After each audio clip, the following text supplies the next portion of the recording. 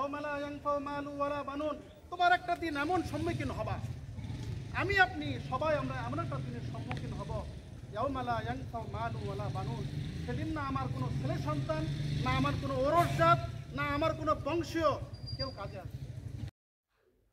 দেলোয়ার রহমান ঝিলু ভাই স্কুল জীবন থেকেই তিনি পড়াশোনার পাশাপাশি সামাজিক কাজে নিয়োজিত হন।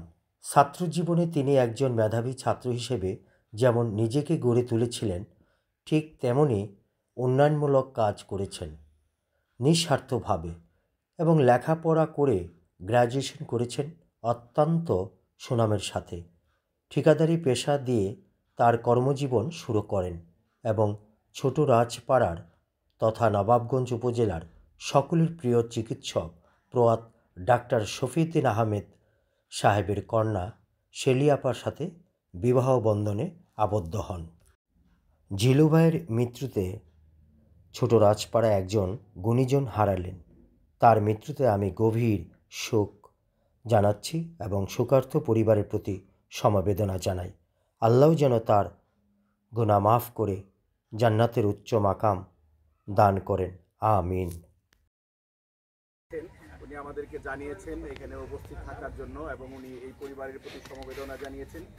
সত্যিকার অর্থে ওনার সাথে যেমন একটি নিবিড় সম্পর্ক ছিল আশফাক ভাইয়ের, তার চেয়ে বেশি সম্পর্ক ছিল ওনার শ্বশুর বাড়িতে, মানে ওনার শ্বশুর বাড়ির লোকজনের সাথে সম্পর্কটা এত নিবিড় যে উনি ওই বাড়ির নিজেকে ফ্যামিলি মেম্বার মনে করেন আশফাক ভাই। সেই দিক থেকে উনিও যথেষ্ট ব্যথিত এবং উনি এই পরিবারের প্রতি এই সমবেদনা জানিয়েছেন এবং উনি বাংলাদেশে থাকলে অবশ্যই আজকে এখানে উপস্থিত থাকতেন। ওনার পক্ষ থেকে আমরা আপনাদেরকে সকলকে বলবো যে আমরা সবাই প্রাণ খুলে এই ভালো মানুষটির জন্য, যিনি সামাজিকভাবে এত অবদান রেখেছেন এবং যিনি এই নবাবগঞ্জ কলেজেও তার অবদান রয়ে গেছে, আমরা সবাই তার জন্য দোয়া করব। সবাই দোয়া করবেন। আল্লাহ হাফিজ। আসসালামু আলাইকুম। এই চলার পথে আপনাদের সাথে যদি কোনো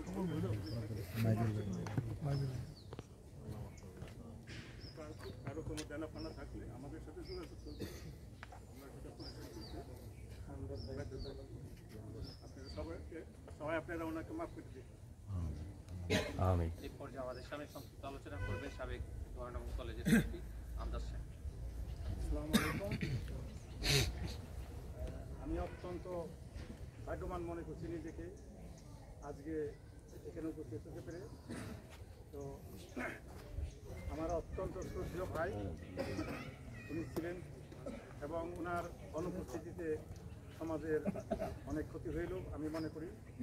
আর যদিও ওনার দীর্ঘ কর্মজীবনের অধিকাংশ সময় আমি দেশে থাকতে পারিনি, প্রায় 42 বছরের উপর আমি কানাডায় বসবাস করি, কিন্তু আমার ছাত্র অবস্থায় যতটুকু ওনাকে আমি দেখেছি, যখন বিপি হয় তার পরবর্তী পর্যায়ে এটিতেই পর্যন্ত আমি যতটুকু সময় বিদেশে থেকেছি, ওনার প্রশংসা বা ওনার কাজকর্মের যে জনকল্যাণমূলক কাজের গতি তা প্রশংসাযোগ্যতা রাখে।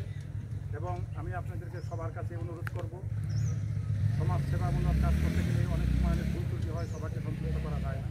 যদি তার কোনো কর্মে আপনাদের মনে ব্যথা পেয়ে থাকেন, অত্যন্ত ক্ষমাসুন্দর দৃষ্টিতে তাকে মাফ করে দিবেন।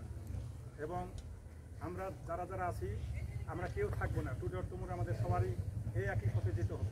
তাই আমরা জীবদ্দশায় উনি যে ভালো কাজগুলি করে গেছেন, তার অসমাপ্ত ভালো কাজ যা রেখে গেছেন, আমরা যারা যারা জীবিত আছি, আল্লাহ যা আমাদেরকে এই সক্ষমতা দান করেন ওনার সমস্ত কাজগুলি আমাদের দ্বারা করতে পারেন, সেই সাহায্য করার জন্য সবাইকে ধন্যবাদ জানিয়ে আমার বক্তব্য শেষ করছি।